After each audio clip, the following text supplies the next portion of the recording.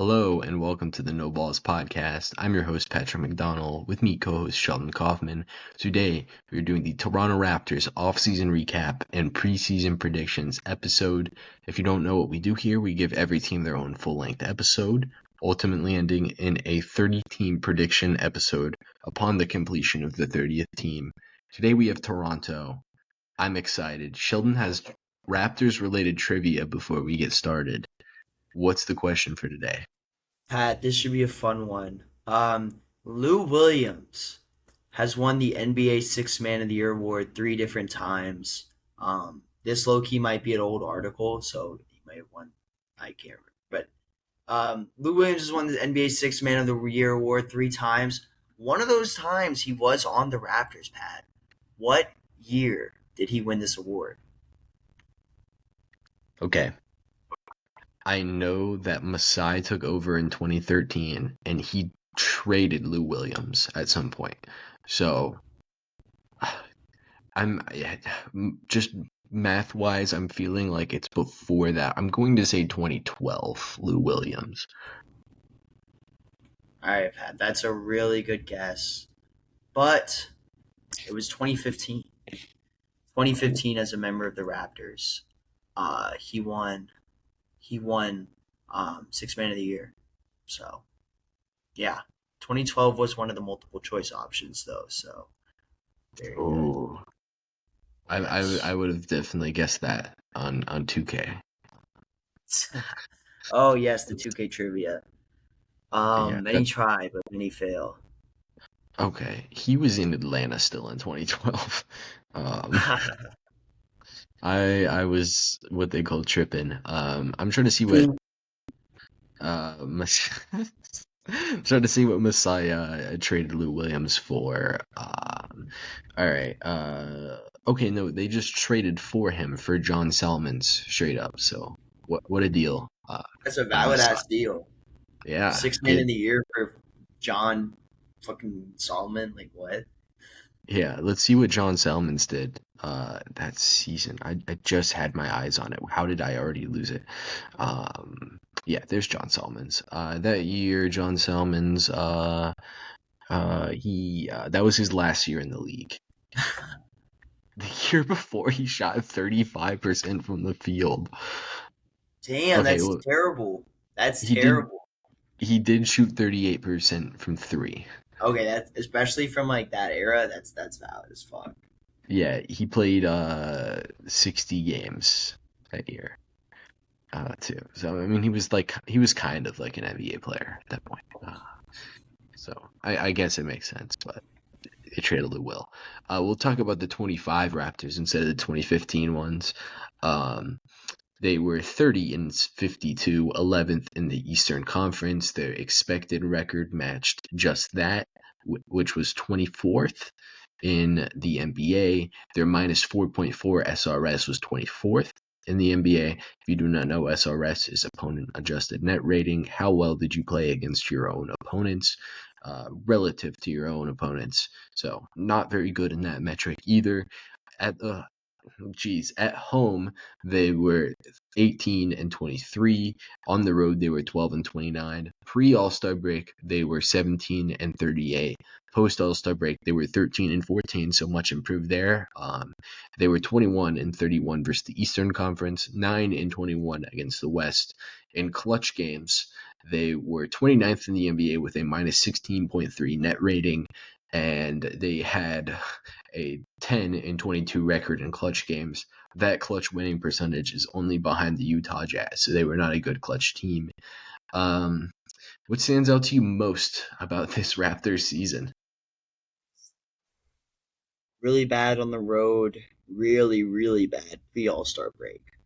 Those are definitely the things that stand out to me the most. Like you said, terrible in the clutch. Ridiculously bad net rating as well. This was a team that faced some pretty significant injuries last season. Quickly, one of their star point guards only played 33 games last season. RJ Barrett only played 58 games. Grady Dick only played 54. I mean, he was a rookie, so I guess that does make a lot of sense. Their biggest Mm. acquisition. What? Grady is like a third-year player now. He feels like he's still a rookie though. Oh man, I'm Like, tweaking. I'm yeah. tweaking. Not. Oh yeah, he was a rookie like 2 years ago. That's what I kind of. Oh yeah, damn. I can't believe I. Whatever. Um, and then one of their biggest acquisitions last season, which was Brandon Ingram, um, obviously did not play the whole season, or he didn't play Yep. at all for them. So yeah, I would say injuries were a big part of it. They played a lot of guys last season. I mean, Jonathan Mogbo played 63 games for them. So I think, and also Garrett Temple played for them. So I think that kind of Unk shows. Temple. Yeah, Unk Temple, like Unk. He might have exceeded Unk status Yeah, now. like he's looking like just like fucking like grand Unk, He's granddad. He's he's old as literally hell. Udonis Haslam, but nobody cares. Like, it's I kind of can't. funny. Whatever. Really rough season. Banged up the whole year. A lot of rotating pieces. God, he shot We. Yeah. 21% from three. Huh. He shot 21% from three. Ooh. Good. Good. Good. Oh my gosh! Shout out to Garrett Temple, carved out a now about to be 16-year NBA career. Damn. So he was playing in '09. Yeah, he That's was an '09 crazy. draft player. That is crazy. That's the same one as Harden. Harden, Curry, Blake Griffin. He lasted longer than Blake Griffin. He went overseas for a year. Um, He played for the Wizards, right? Are you looking at him right now? Went overseas, came back and played 4 years with the Wizards, and like Yeah. was pretty good like for Yeah. a chunk of his career. Just never played on like a real team. That's why nobody really cares. I think the Ozone. closest thing to a real team was the bubble Nets. Ooh. That's the He was last year Joe on, Harris was good. yeah, and he was on the Bulls and the no, he wasn't. Never mind. That was a year before. Yeah, so he was just never on teams that people cared about. Like even the Wizards, he left the year before every Really? Wizards fan's favorite 2017 Wizards season. So uh, Oh, really? shout out to Garrett Temple for carving out a good NBA career. Uh, but yeah, he's literally just doing like Udonis Haslam without the public glory, which is quite awesome. And it's for Toronto too. I think he might be no, he's from Louisiana, so I don't know what he's sticking it out in Toronto for. Um, we'll talk about their offense. I guess quickly, I'll talk. What stood out to me the most about Toronto? You mentioned the injuries. Even Jakob Poeltl couldn't avoid the injury bug. Emmanuel quickly has played 71 games in his Raptors career. Scotty Barnes has been like kind of unavailable, uh, concerningly, and it's not talked about with him because Toronto. Um, Considering like he's a young player, I think he's played 60 and 65 games each of the last 2 years, which isn't that bad. But like from a player who's 21 years old, that's like a little bit like it's starting already type of thing. Like Malik Neighbors of the NBA. Yeah, shout out to Malik Neighbors. Hopefully he recovers. Uh, we'll go ahead and talk about their offense though. 25th in offensive rating at a 110.5. 25th in preventing turnovers, 6th in offensive rebounding, and 9th in pace. As far as play type efficiency, 27th in isolation efficiency, 29th in ball handler efficiency, 11th in roller efficiency, 21st in post up efficiency, and then 28th in transition efficiency. A key to point out of this is no isolation, no pick and roll handler, generally inefficient possessions, especially for the Raptors last year, and very high transition frequency. So those are some good things to see, and good offensive rebounding this past year. What stood out about Toronto's offense last year for you? Yeah, I mean, looking at the chart, I think you basically said it already, but like usually with bad teams, we see high frequency number of pick and roll ball handler stuff, and it's not a thing that we saw really from this team, and they weren't running a lot of isolation either, um, and for good reason because they're pretty terrible in that sense, except for the roller stuff, posting up not a lot and not really scoring as well, and the transition stuff. Like, is that correct? Like they're getting out their third percent and they're converting at 28th rate. Yeah, so for them, Crazy. they loved transition because it was the only time where they could have the efficiency of an average half court possession. Um, but yeah, those yeah accurate numbers.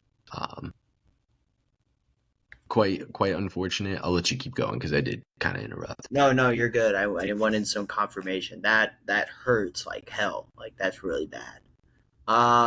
They were turning the ball over a lot. That never helps. Like I'm sure we'll see that next in the transition stuff defensively. They did a good job at rebounding the ball though. That's definitely a plus, and they had a lot of pace, which we see with bad teams as well. So, yeah, like a not traditional bad offense, but still a really bad offense. As far as like the play types go. Yeah, I think the word gets floated around with Darko, and like some of it is not xenophobia. That's hating your like for non-Americans, but uh, I don't know what. No ball podcast after dark, baby. Yeah, after dark, it always Something gets a little always, crazy. We something's always always. bring up the isms after. With the Raptors, maybe you bring up a different one. According to some reporters, I don't know. Um, we love Scotty Barnes on this podcast, even if Raptors fans don't think we do. Um, yeah. Where was I going? The word that floats around with Darko is like a European style offense, which sometimes renders positive, but sometimes it's like they're it's just a nice way to phrase they're doing nothing on offense and just passing the ball back and forth between each other. I think they were towards the top of the league in passes per game. And yeah, they were just, like the offense was pretty rough. Like a ton of when they did run designed traditional NBA bad team offenses like Scotty Barnes pick and rolls, and those were not good last year. Those were like really bad last year actually. Um, so yeah, it was just really rough. Another note with them is they were third in cutter frequency, and they were second to last in cutter efficiency last season. So it was like a huge part of their offense that they like just weren't really that good at relative to the league. It's still like 1.17 points per possession, so that's like not bad, but yeah, it's just a little rough. I'll pull up the Scotty Barnes pick and roll ball handler numbers because I think those could be somewhat interesting. Yeah, anything else on their offense? No, I think we're good to move on. Yeah, Scotty Barnes 0.84 points per possession on pick and roll ball handler situations. So that's really rough. Um, and that was 20% of his play types. It's really tough. It's like, especially even in the context of them, they were 8 or 13%. So like, it's literally just Scotty running pick and rolls. That's like really rough. Um, Otherwise, and quickly while I'm here, I'll make sure. Scotty, RJ, um, really all of their guards, like that was a high frequency for them. Weirdly enough, Scotty, RJ, Emmanuel quickly, and then I guess the counter here is like those guys didn't play that many games, so it didn't end up becoming a huge percentage of the team's actual offense. We'll move forward to their defense. Enough about their offense. Their defense was 114.8, which was 17th in the league, 10th in forcing turnovers, 24th in securing rebounds. Play type, they were 5th in isolation defense, 12th in ball handler, pick and roll handler defense, 14th in pick and roll roller defense, 21st in post up defense, and then 14th in transition defense. Not too many key takeaways from their frequencies. Everything was like in the mid range except post ups, which teams are not going to generally run a ton of post ups, so there's not too much to make out of their frequencies. I'll go first on their defense. Their defense did see a pretty real increase post All-Star break, which is when they were 13-14 post All-Star break. A lot of that was a 10-5 March, I believe. Mickey Mouse March. Everything that's ever happened in March always carries over to the next season. Like, Rockets fans will tell you that's always happened with Jalen Green. Um, so we'll see if that happens. I think some of it was also Jakob Poeltl, I think, was out right before that and comes back. Their defense improves a ton after Jakob Poeltl comes back, unleashing some of the Jonathan Mogbo and Jamal Shed bench minutes were like kind of a little bit fun for them last year. And yeah, generally that was pretty good for them last year. Yeah, other than that, I'll let you go on their defense. What stood out to you? Um, yeah, I think this was like you said, this is a defense that took a step up, like 17th in defensive rating, like kind of middle of the pack. You see that with the frequency stuff. Like teams are running like average to like close to top 10 stuff on them, except for post up, and they do like a genuinely good job of defending it.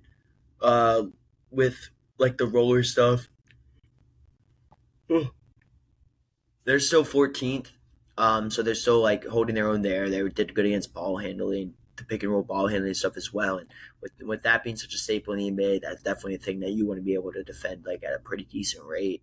Isolation stuff's a little worrisome, but like it's not like a super efficient like points per possession, so it's okay.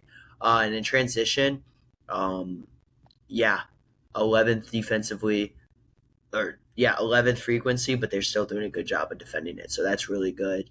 The turnover stuff is also something that you love. This is a very active team on the defensive side of the ball. So that's really good to see. And then if you clean up the defensive rebounding stuff, that definitely helps with transition and probably knocks your defensive rating up a couple of spots.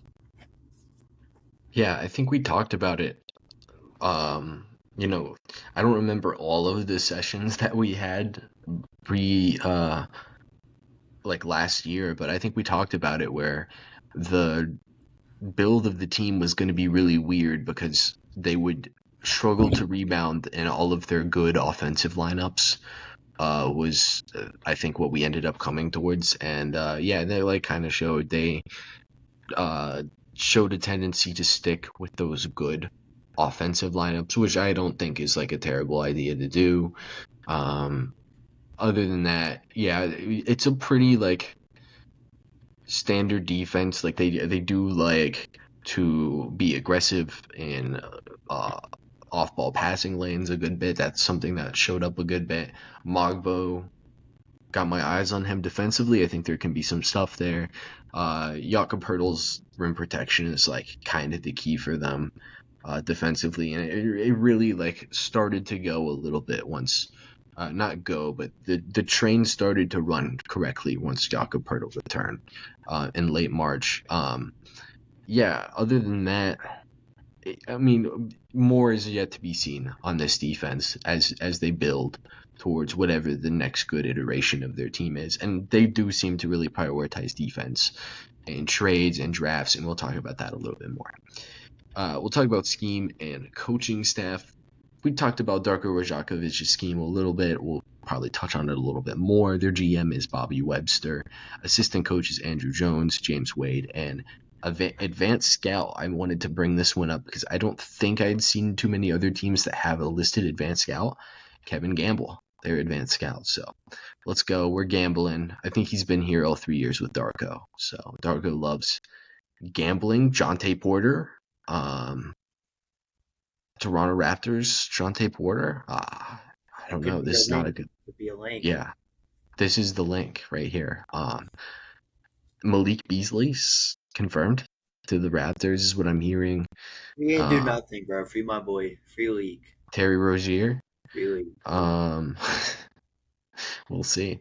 Um, yeah, Bobby Webster takes over as full-time general manager now from Masai Ujiri. Masai was it. It's been hard the past couple years to tell who's been making decisions because the Raptors have not been super upfront of if Masai has been in charge over the past couple years. Um, from what I can remember, Webster was behind the Barrett and Quickly acquisition, and Masai was the one who pushed for the Brandon Ingram acquisition. Those are the two most relevant recent trades. Do we want to do a 2 years later check in on that OG Anunoby trade? I don't think Raptors fans want to. Um, that one's pretty rough, and that guy's now running the squad. So uh, we'll see how that goes. We'll give Bobby Webster his own Um, clean slate. yeah. Yeah, we're not going to judge him for that yet. He gets a clean slate. He gets the benefit of the doubt, and we'll see what he does from this point on.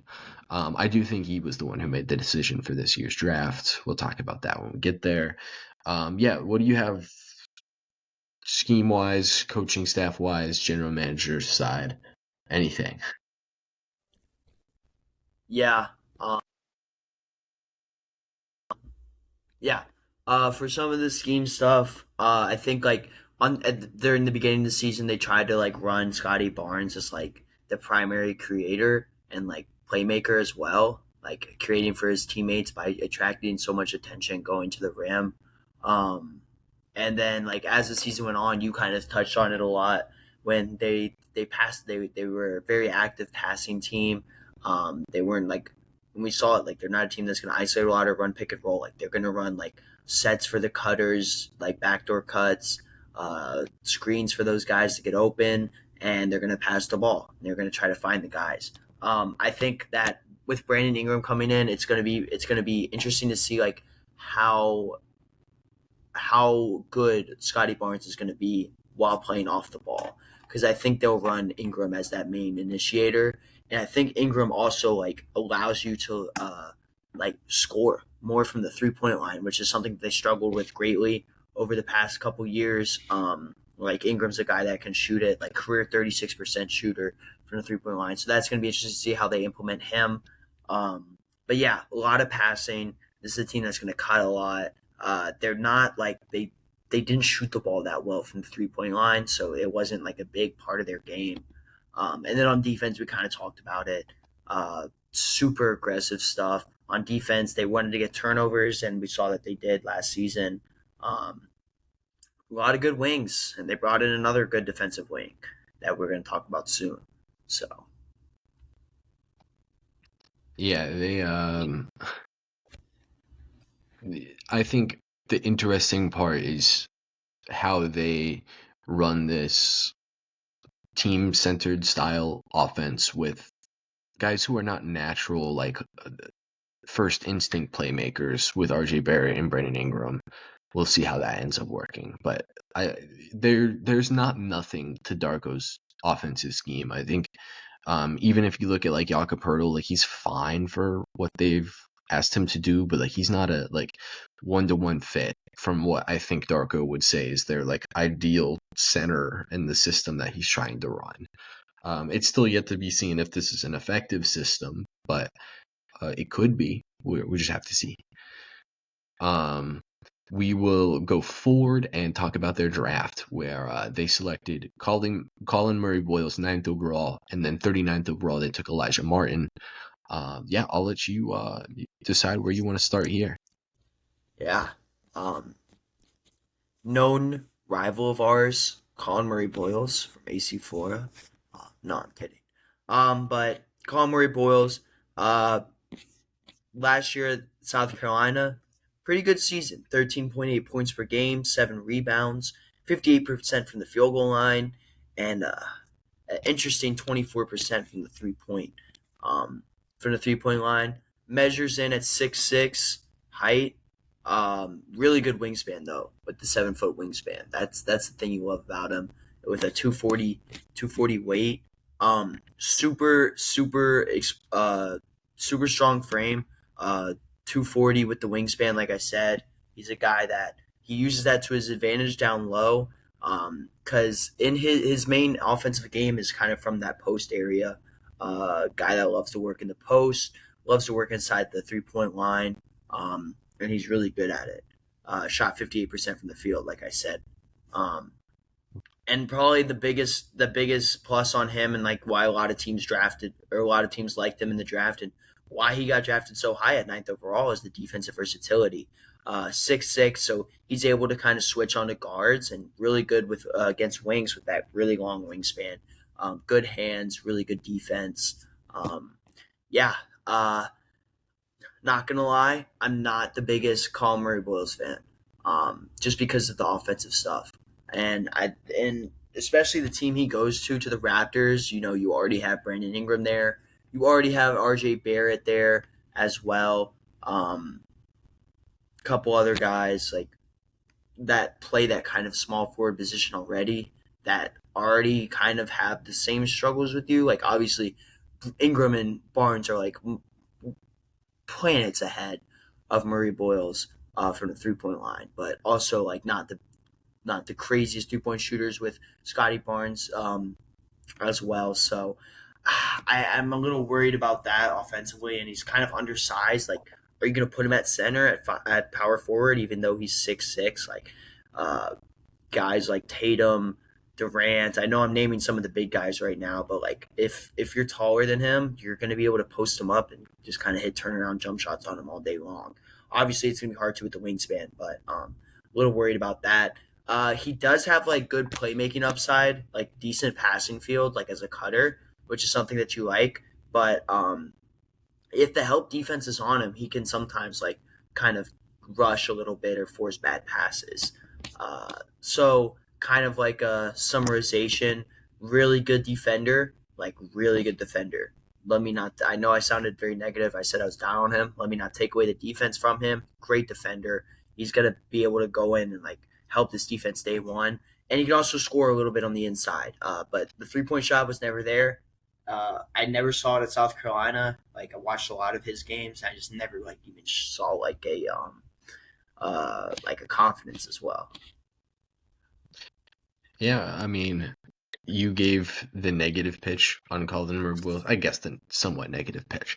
I will give the more positive pitch. As somebody who uh, watched more of his freshman year and not his sophomore year, like live, right? Like obviously going back and watching Colin Murray Boyles for the draft, I watched a lot more of this sophomore season.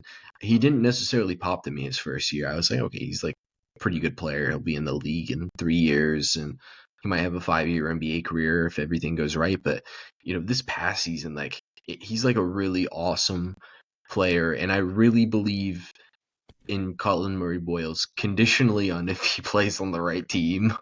And I think unfortunately that was maybe not met.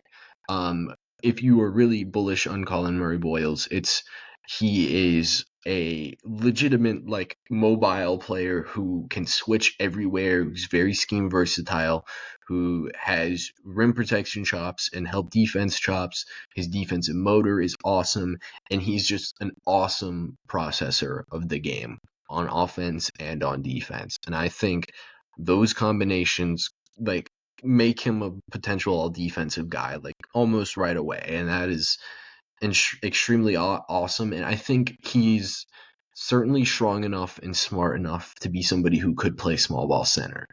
um I think maybe that's the selling point for somebody on Colin Murray Boyles is like, can he play center for you? And if he can play center, then you can see a lot more fits with him working. But him playing the four, you can't see some of those fits working. On the offensive side of the thing, like you said, he was like a 24% 3-point shooter, but from the field he shot 58%. He's just an awesome at the rim finisher. He's really good at creating space around the rim. His handle seems fine, and like isn't impossible for him to operate as a pick and roll handler. He can post up smaller players extremely well. And then he's a good connective passer. He has the ability to kick out on his drives. And he can, pass out of the post as well. So like there's a lot of strong passing chops. If I did have any concern, is that maybe his passing doesn't pop because his off-ball shooting is so bad that like the ball kind of has to end with him shooting the ball. Otherwise, like there's not going to be anybody to pass to because his defender's leaving him open. The poor college shooting is rough, but if you looked at it, his freshman year it was like abysmal, and then this past year it just like was not good. So he's technically improving.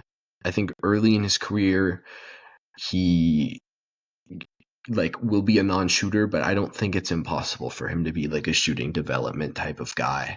Um, I think if the awesome thing here is the Raptors are already a team that's pretty fit. Like they have a weird fitting team, and the player that I came away comparing him to is Scotty Barnes, and this was pre-draft. Um, yeah, and other players he reminded me of is like the defensive side of the floor, Grant Williams and Julius Randle's offensive game, but like Julius Randle without like the intrusive thoughts. Um, is what he reminded me of. And then like I think he'll be a better defender than Julius Randle. He might not be the shooter that Julius Randle was.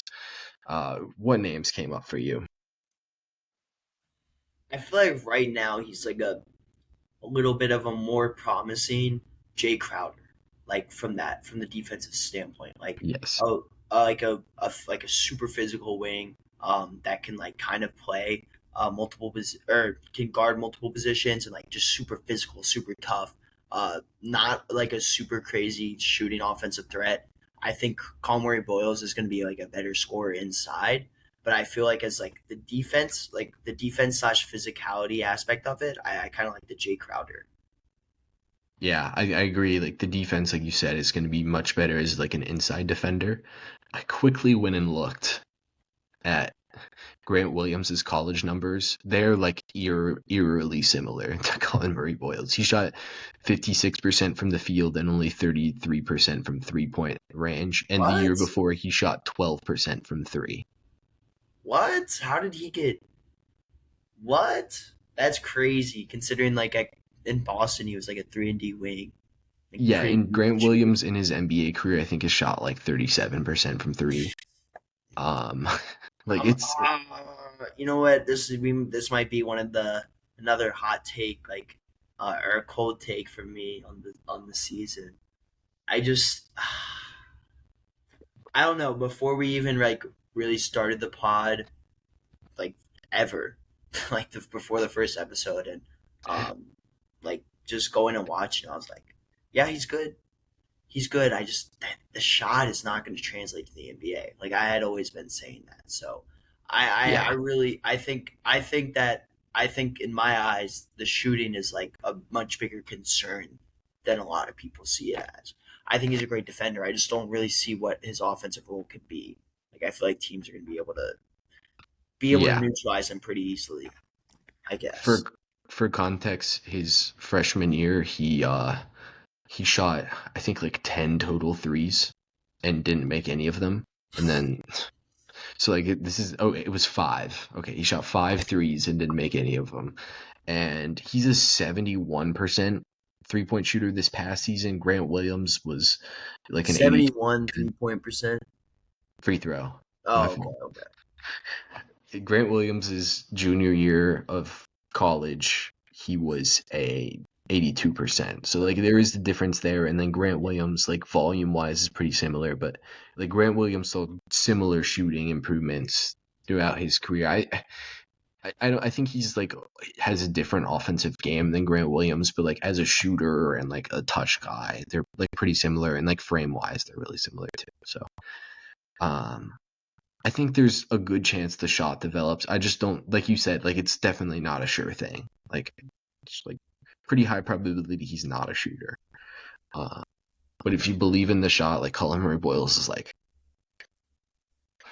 one of the like he probably if you believe in the shot, he's probably one of like the three best prospects in this past year's draft. Like I think that's as high as it goes if you believe in the One shot. of I the like three best prospects of last year. Oh, of the past year's draft. no The last. 2025. Okay, okay, okay, So okay. behind Yeah. Cooper. No, I like that. That's plausible. That's plausible. I thought you were talking about the last 3 years. I was like, whoa. Oh no, I not that I crazy. don't know if you can justify that. Well, the I mean, he'd be 23 close, classes. but like Yeah, he'd be close just because 2024 was such a dud. he would literally be competing with the other 25 guys, probably, Yeah, is the thing. I mean, if you just look at this past year's class, if like you really believe in the shot, pushing him to like top five is like really, really like real. Like if you believe the shot, I think like low I key, like fall in over between. Daly. Yeah, I could see it. I think it's more Scotty Barnes like than Grant Williams like as a shot, but I think the rest of the game is way better than Grant Williams. Because like he's so much better as a passer. Um, so yeah, the passing's like kind of awesome for him, and I think the defense even is like even a step ahead of Grant Williams. Like he like I reluctantly wrote like this looks like Draymond Green playing college basketball Michigan State, defensively. baby.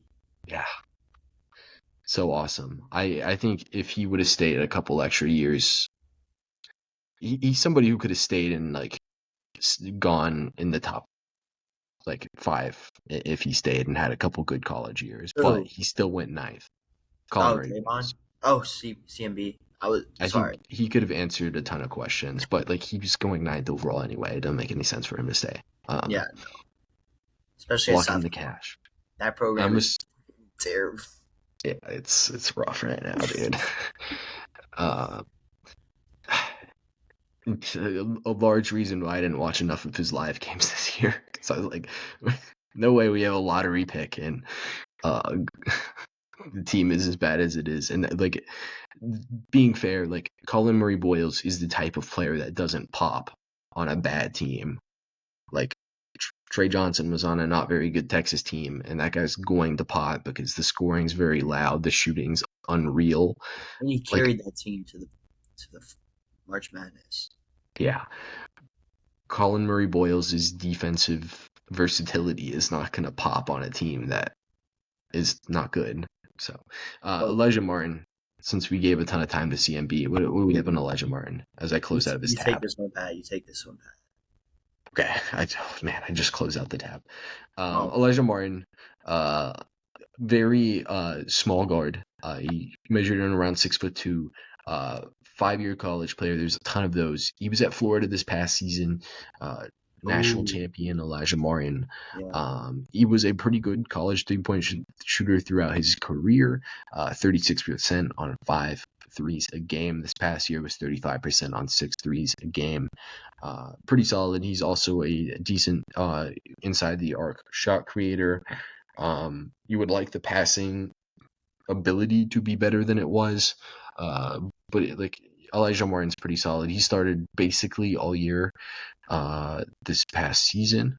So yeah, I mean he was a good player on a good team in college. Like it's a very defensible pick, and like he was pretty efficient this past season. Got to the line a decent bit, 3 attempts a game.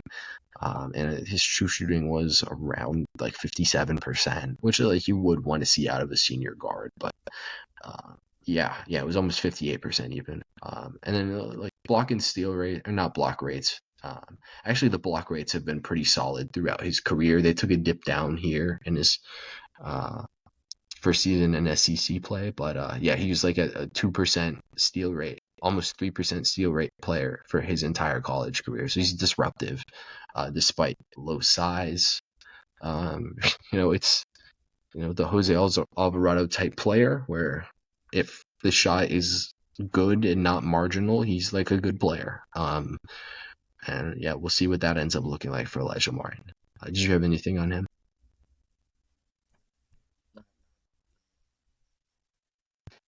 We'll leave it at that. Shout out to Elijah Martin, national champion. I'm pretty sure he's on a two-way. We'll get to it in a second. And Spot Track trades and free agents. They were busy. They signed Sandro Mamashevsky. We're just gonna call him Mamu. They signed Mamu, David Roddy, and Monroe. and Oliver Sarr to Exhibit 10 contracts.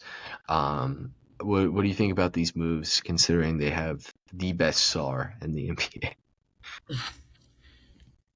Electric off season. You get David Roddy. Is this the same David Roddy from the Hawks last season?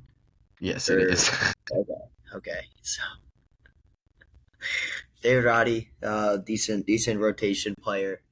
Sandro, I'm happy. I'm happy that he's gonna get little more playing time. I do. I'm a big Mamu, I'm a Sandro Mamu type of guy. Um, decent shooter, decent 3 point shooter. And he had like a 36-point game against the Knicks, so has the ability to He go did. off and score. So I like the Sandro. I mean, obviously you're not being very active at the trade deadline because you just signed like Brandon Ingram to such a big extension, right? Yep. Pat extension, yeah. So I'm okay with this, I guess. I mean, this is like three. If he's and Roddy and Sar probably won't make the team as well. Yeah, so you get Sadro and then like let him play hopefully more than like the 10 minutes that the Spurs did, but that might just end up being what he does again. Yeah. Real quick, I misspelled David Roddy, so like awesome on my part. It's two It's two D's, right? D's. Yeah, Yeah, that's what two I D's, thought. no E. Um, and then Mamu. Do you want to guess his per 36 numbers this past year for the Spurs? For 36, I'm gonna say he was averaging 26. No, 30. Okay, you went a little too high. Oh man. All right, give him to me. Give him to me. This past year it was 20, 10 and 3 assists per game That's as like a calm. big man. That's Uh, calm. one steal, one block, and he's not turning the ball over either. That's not bad. That's not bad at all. We like that. We like that from Mamu. 8 3-point attempts a game. Let's go. And this is on like what? What Hell is yeah. this? Hell yeah. Uh,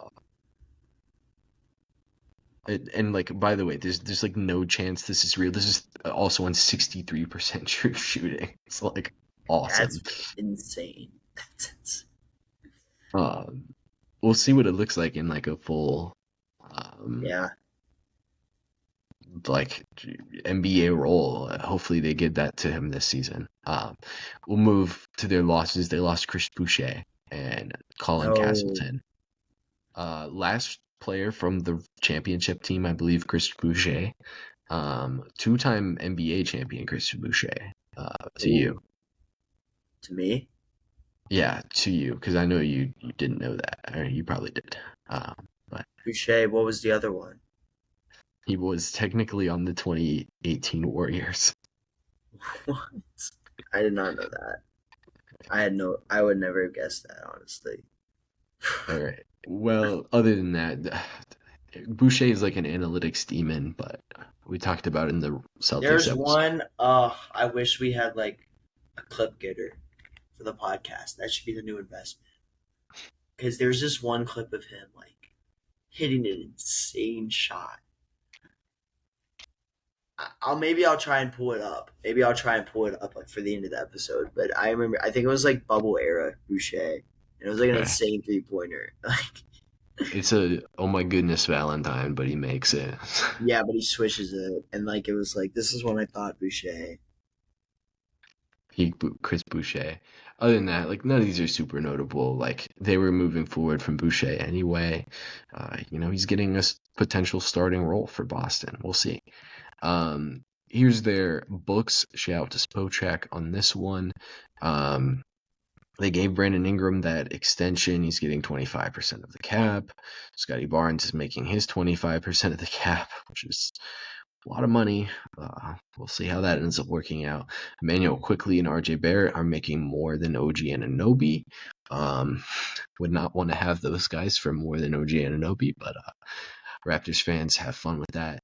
Jakob Poeltl, they just signed this new extension for fair value. I mean, if they didn't have to do it now, is the one complaint you could have, but it's $28 million a year added on for 3 years. Like similar to the Miles Turner contract we had a little bit ago. Like there's like really sneaky downside to that. Like a mid-30s center making almost 30 million a year. We'll see how that works, but like Jakob Poeltl has been good. So, and then Ochai Abaji's extension eligible. So we'll see how that works. And then Unk Temple right here. making that league million, cashing in that $2.5 million. Let's go. For other context too, we'll look at the fanspo. These are before the off season. But like long term wise, max cap space next off season is 22 million. That would be if they didn't extend Agbaji, they declined Mamu. I'm trying to see how they would get to that number actually, and like they declined the Grady Dick, Jacoby Walter, all of these options. Like they really don't have cap space and a pathway to cap space. Until like the 27-28 offseason. That's pretty rough. And as they currently stand, they're going to be a tax team this season. They're going to pay the luxury tax. Even if they,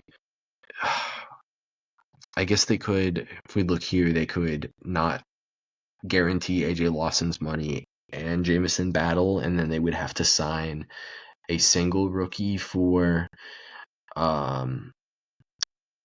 a rookie minimum, and then I think if they did that, they might just be able to duck the tax, but they can also duck the tax at the deadline if they want to. But just pointing it out that they are currently entering the year as a team in the luxury tax. Let's go. We'll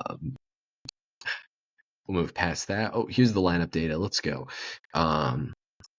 In minutes with Scotty, Emmanuel Quickly, Jakob Pertl, without RJ Barrett on the floor, they were a plus 947. With RJ Barrett on the floor, they were a minus 902. So 18-point swing with their three like best players technically without RJ Barrett. That's best in quotation because Brandon Ingram was kind of on the team, but they made a probably fake injury to not play him. Maybe. I'm not sure what the situation was there. They were very discreet about it. And a Sam allegations, man. These are some allegations. In lineups with RJ, Scotty, and Jakob rather than Emmanuel Quickly, they were plus 273. So it's just like basically reverse engineering the lineup data from before. And then, which is like, pretty solid. And then if you add Davion Mitchell into that group, they were a plus 10. I will point out in the top lineup there with Scotty Barnes, Quickly, and Jakob Pertl, I think Jacoby Walter had a 92% true shooting in those minutes. So not all of that is just like RJ Barrett not fitting with those guys, but what we're trying to establish here is there's clearly a little bit going on here where like RJ Barrett and Scotty Barnes, do they work good together? Not really sure yet. Like we'll just have to figure it out. Yeah, do you make anything of these numbers? Davion Mitchell trade may have been a little bit of a mistake. I think it definitely was, considering how much he popped off at the Heat, like instantly. Like we talked about him in the Heat episode. Like this was such a big pickup, and like low key is going to be a huge part of their team. You had that guy, and then like RJ Barrett, like he had a really good year this year, or he had a solid year this year, like 21 points per game. But like, was he out there helping? Not really. I think that's kind of what you can take from that. And also with Emmanuel Quickly, like these are two of your better guys, and they're not really helping the team win. But hopefully Ingram comes in and fixes some of that, which I think he'll do. Yeah, in March they really swayed away, and like some of this is RJ not playing for a little bit in March. He missed some time in that period. Yeah. In that time though, like there was no bonus in the Emmanuel Quickly RJ Barrett pairing. Like it was a 1.8 without RJ, and then with RJ it was a 1.6. So like it was even like slightly worse, even though that's literally like somebody making one more corner three than normal. And then like even if you take Scotty off the floor, because there was a ton of games where RJ Barrett just like didn't play in March, and they continually won during that stretch. I mean, you go and look, and the lineup datas are like generally negative, but I don't know. I don't think it's nothing. And then during that stretch when Emmanuel Quickly was on the floor, him and RJ Barrett, or when RJ Barrett was off the floor and Quickly was on the floor in that stretch, and even throughout the whole regular season, they were considerably positive. In this stretch, it was a 6.4, and I think if I just removed the dates, it was not positive because Toronto was terrible, but it was decently close to positive. I can figure out what it tells me, and then literally 2 seconds once it loads. It would be with Barrett off and Quickly on the floor. It was a plus 4.8. So clearly there's something going on there. I can't really point to what it is, but yeah, there's something going on. New lineups though, we're gonna stick with it. Stick with the insanity. Emmanuel Quickly, RJ Barrett, Brandon Ingram, and Scotty Barnes are all starting together. Jakob Poeltl is going to be honing it all in. The clunkiest fit of all time is being held together by Jakob Poeltl. Let's go, baby. What do you make of this lineup? Even the depth. What do you think on their lineups? Man, it's gonna be so interesting to see if the three guys in the middle are gonna be able to play together with Ingram, Barnes, and RJ Barrett. I think that's probably the biggest question in this lineup. As far as the depth, you have decent depth. You have decent wing depth with Ochi Abaji, who we saw be a capable player last season. Let's see here. Shot 39%, really 40%, honestly, from the 3 point line. Grady Dick had a good year, 14 points per game, and shot pretty average from the 3 point line as well. So you're gonna have guys that are gonna get opportunity. Colin Murray Boyles is gonna be really good at defense, I think. Like I said, and Jamal Sheed, pretty good last season. Pretty good last season. Like one of the, I think he was the best playmaker, like number wise, like assist wise, and all that last season out of all the rookies. So there's definitely a lot of promise there.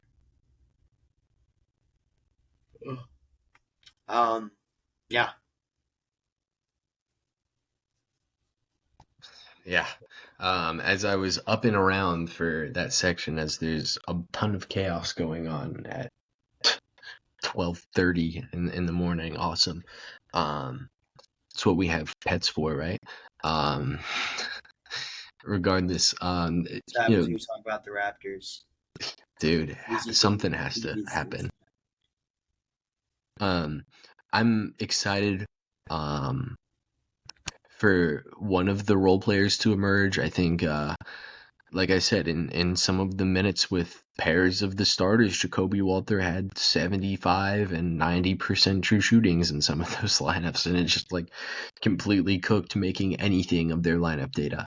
And then in some of them, he had a 20% true shooting, and overall in the year, he didn't shoot the ball well, but we'll see what that ends up being with Jacoby Walter. Grady Dick, do we need you to be a good plus shooter this year? He's been a fine shooter, but can you be an elite shooter? And he hasn't quite been that yet. In his NBA career, he's been 35% this past season, and then in his first season, it was almost 36%. We'll be there soon. Don't worry. All right. Yeah, I'm also interested in the other young players. Jamison Battle was pretty good shooting the ball this past season. Was decent. Mogba was a defensive bright spot as a rookie. So was Jamal Shed. We've talked enough about Mamu throughout this episode that just somebody figure out if he's good or not for us, please. And then Murray Boyles is super Jonathan Mogbo. So there's a ton going on here. I'm not sure how many good lineups they're gonna be able to roll out, just because there's a ton of these players. The RJ Barrett quote that went around where he was kind of complaining about some of his past roles in the NBA and some of his past teammates. Definitely just referring to Julius Randle and who did we pair compare Colin Murray-Boyles' offensive game to Julius Randle. So it's going to be great. I think there's so much to be figured out with like who's in with the Raptors long term and who's not, because even like Brandon Ingram, who they just gave a long-term extension, I don't know if he's in their long-term plans. Like, really, is Scotty Barnes even in their long-term plans? I really don't know. Like, I don't know. Yeah, you ready to move forward, or do you have any role players to shout out? Nah, I think I talked about all of them. I hope we get a year 18 from Unk Temple. You need that. 4 questions. Do we think the Raptors improved their team this past offseason? No, they. I mean, they didn't. Oh, is the addition of Brandon Ingram counting? Because like, no, Mm, I don't think so. I'm gonna say no because like they had.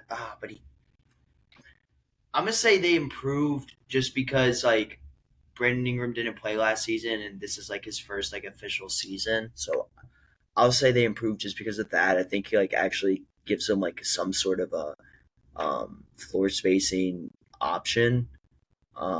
Playing as like that big man, or not playing as that big man, but just being able to shoot the ball helps like stretch the floor. And like he can take stress off of Scotty Barnes, and like Scotty Barnes does not need to be like the main playmaker. I want to see him in like off ball scoring sort of role. So yeah, I'll say they improved just because it's purely off of Brandon Ingram. yeah, and the key for Brandon Ingram too is he's actually like a good on-ball scorer, like, and gives them a half-court option to go to, because that's early in his career, Scotty Barnes had Siakam to be that, and like they just haven't had that since. Um, so Brandon Ingram gives them that. Is there going to be some obvious diminishing returns with Scotty Barnes, Brandon Ingram, and RJ Barrett? Yes, and like even like Emmanuel quickly too as like a shoot first guard. Like there's going to be some obvious diminishing returns here, but it probably still makes them better just because they were having Scotty Barnes like have some of the worst efficiency in the league just because they wanted him to expand his offensive game, even though that hasn't been his game in his career. Yeah, it's just I think that alone will make it a little bit better. And they do have Mamu, who if they play him 36 minutes will get 20 and 10. Like definitely not a statistical flaw with per 36 minutes. He will get them 20 and 10. um, yeah, I guess kind of if you count the Brandon Ingram. If not, not really. Uh, do we think they set themselves up better for the future? It's hard. No, I'm gonna say no because like you're a, you're a bottom five team last year and you're in the luxury tax and like maybe you make a play in this year, but it's just because the weak East. Like this isn't like a crazy good team, and you're in the luxury tax. Like, come on. So I'm gonna say no. Yeah, if we're counting the Brandon Ingram thing too, like they now have Brandon Ingram making $40 million a year after they already had serious payroll concerns. So yeah, I would agree with that. That Brandon Ingram is for sure, like if you're counting that, like they've set themselves up in a weird place books wise to try and fix up Raptors. Um, Offensive MVP for them this season. What do we have? Uh, I gotta go Brandon Ingram. I gotta go Brandon Ingram. I I'm think gonna I I'm kind of gonna just agree. okay. Go ahead. You go ahead. You got it. Oh well, I already kind of mentioned it with like just I think he's gonna give him like be able to spread the floor more, give kind of like a breather to the stars like Scotty Barnes and RJ Barrett. Yeah, let Ingram cook. We saw what he was able to do with the Pelicans, so I think he'll keep continuing that with the Raptors. Yeah, the one condition with him is health, obviously. And I feel like we're saying that about a lot of Raptors players like early in their careers, which is a little unfortunate. Um, I'm gonna say him as well. It gives them a half court option, basically like what we just said like 2 minutes ago. Like in half court option, is a decent playmaker as well and a decent shooter. So yeah, that's gonna be decently fun. Defensive MVP for them. I'm gonna go with Jakob Pertl, or Scotty Barnes, whichever one you like more, I guess. Jakob Pertl's rim protection was key for them this past year. If Scotty Barnes is less involved offensively, I think he can be a really impactful defender. So I'm gonna go, I guess, with both of them. What do you have? I'm gonna go with Big Jakob Pertl. I like the rim protection and the defensive anchor that he is there for the Raptors. Who's the X factor? Oh, I don't know, man. I I Floor really spacing? don't. Murray Boyles' offense, maybe that could be interesting X factor. Could be. I just don't know. Like, I don't. I can't see it being like. I can't see his offense being an X factor. Not week one, year one. Like maybe in a couple years, like it's possible, but not week one or year one. Like quickly being an efficient player could be another one. Um, you know what? I'll go with a fun one. I'll go Grady Dick being the X factor. Like he's been steadily improving Let's go. past couple seasons. Um, 14.4 points per game last season. Rebounding the ball, all right, 3.6 per game. If he gets the shooting up a little more, makes himself more of a real threat from that position and not just like a cutter.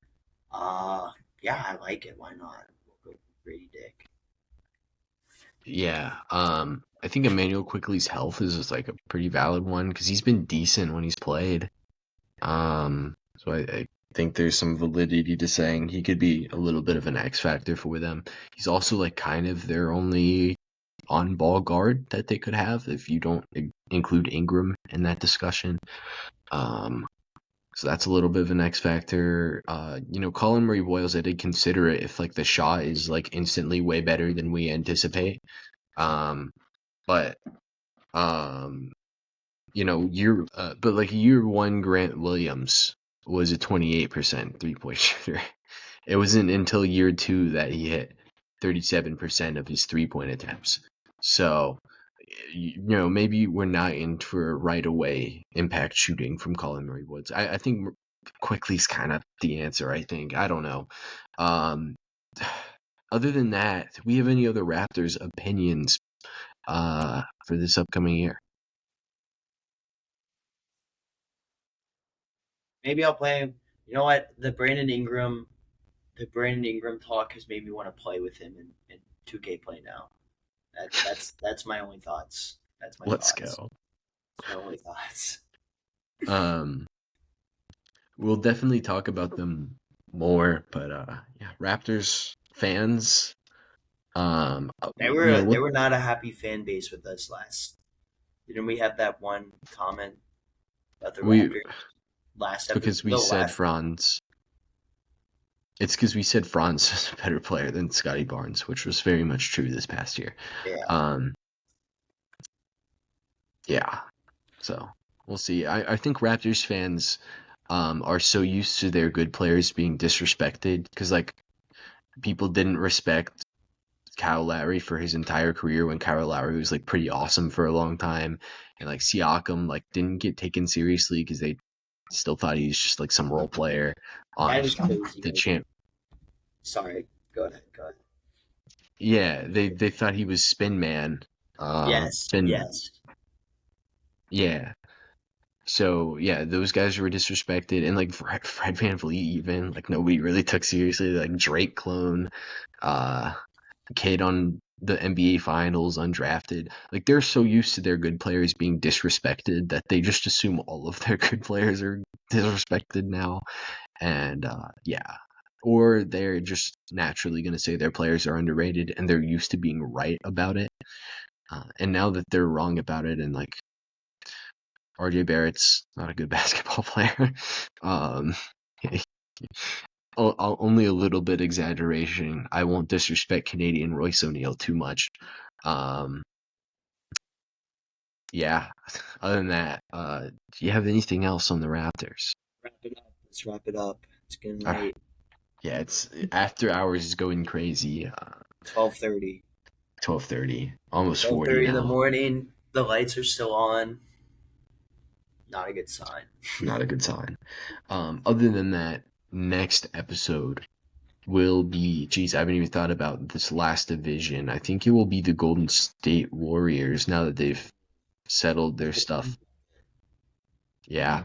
So we'll see you guys then on that. Yeah, that'll be it.